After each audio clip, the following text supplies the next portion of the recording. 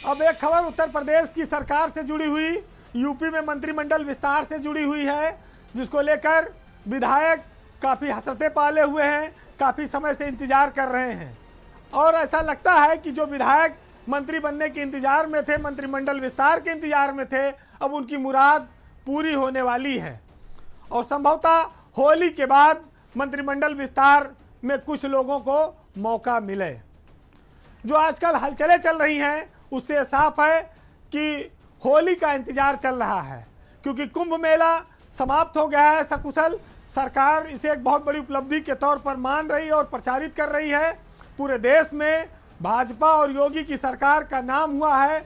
उसके बाद अब मंत्रिमंडल के काम को वो आराम से करना चाहती है। पहले ये चर्चा आई थी कि उत्तर प्रदेश में केंद्रीय नेतृत्व नया अध्यक्ष बदलने वाला है, देने वाला है। उसको लेकर कई महीनों से नाम आगे पीछे हो रहा था। उस योजना पर अभी काम चल रहा है, उसमें देरी है। शायद यही वजह है कि उसके पहले मंत्रिमंडल का विस्तार कराने की तैयारी है। इस विस्तार में लेकिन ऐसा चर्चा है कि पूर्व मंत्री रहे, इलाहाबाद में अभी कुंभ समाप्त हुआ है, सिद्धार्थ नाथ सिंह, उनको फिर से मंत्रिमंडल में लिया जा सकता है। वो एक प्रबल दावेदार हैं। श्रीकांत शर्मा जो मथुरा से विधायक हैं, राजेश्वर सिंह जो लखनऊ से विधायक हैं, बलदेव औलख जो इस समय उत्तर प्रदेश में राज्य मंत्री हैं, उनके भी प्रमोशन की संभावना है। श्रीकांत शर्मा पहले ऊर्जा मंत्री रहे हैं, आएंगे तो स्वाभाविक कैबिनेट मंत्री बनेंगे और उनका दावा मजबूत भी है। वो बीजेपी में कई राज्यों के इस समय प्रभारी हैं।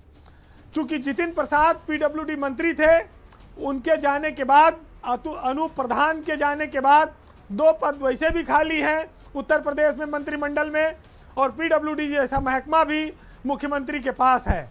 तो ये महकमा किसके पास जाएगा, सब पर इसकी नज़र है। राजेश्वर सिंह जो अपनी ईडी की चमकदार कैरियर छोड़कर आए हैं, सरोजनी नगर से विधायक हैं, वो भी मंत्री बनने के दावेदारों में शामिल हैं। एक और प्रमुख नाम है अशोक कटारिया का।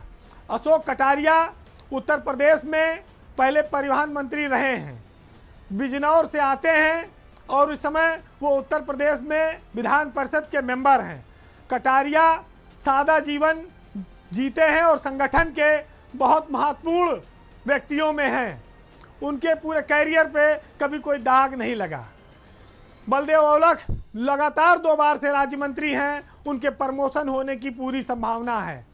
इसलिए है कि एक चर्चा ये भी आई है कि 75 साल के लगभग या उससे पार के जो लोग हैं, उसमें से कुछ मंत्रियों को अब आराम दिया जा सकता है, तो उनकी जगह पर नए लोग एंट्री हो जाएगी।